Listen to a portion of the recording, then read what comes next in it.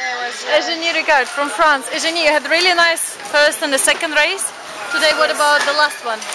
The last one I was good also, but then I make a mistake. I had to do 360, so I lost like 6th place maybe. But it was really intense. The wind was crazy, and so I'm happy about the race.